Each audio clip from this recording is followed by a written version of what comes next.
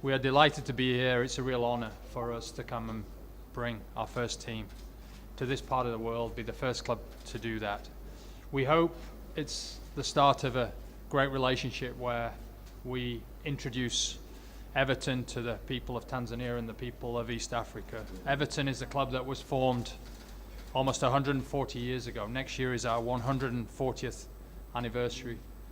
We've played at our stadium, Goodison Park, for 125 years, so we have a very rich history. And as Mr. Abbas has explained, we have played more games in the top flight of English football than any other team. We have played 4,000 games in England's top division, 400 more than any other team.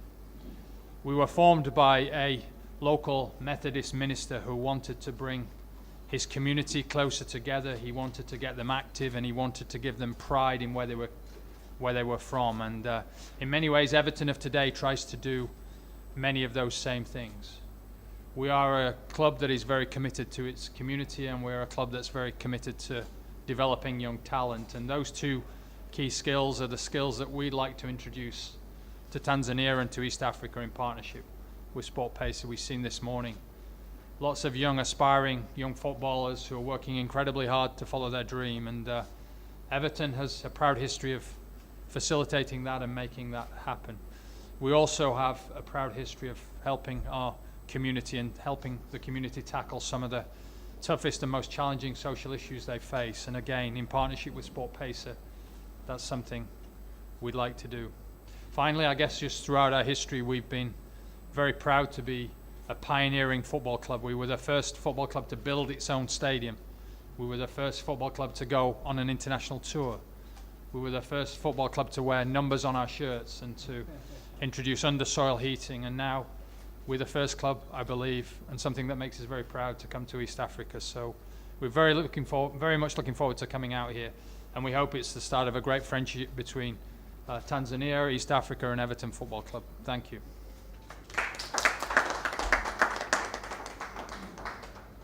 Oh, what else can I say? Well, as I said outside, we are a soccer-loving nation, and we are therefore extremely excited to play host to one of the world's greatest and the most decorated soccer teams. Everton is known in Tanzania for a long time because we are great followers of the English Premier League. So it's known very well here, and I'm sure your coming will broaden the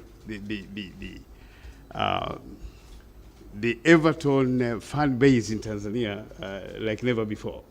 So welcome to Tanzania, and our duty as government is simply to make sure that the Super Cup the SportPesa Super Cup is done, as expected, and the last game between the winner of the Super Cup and Everton FC is done, without any problems.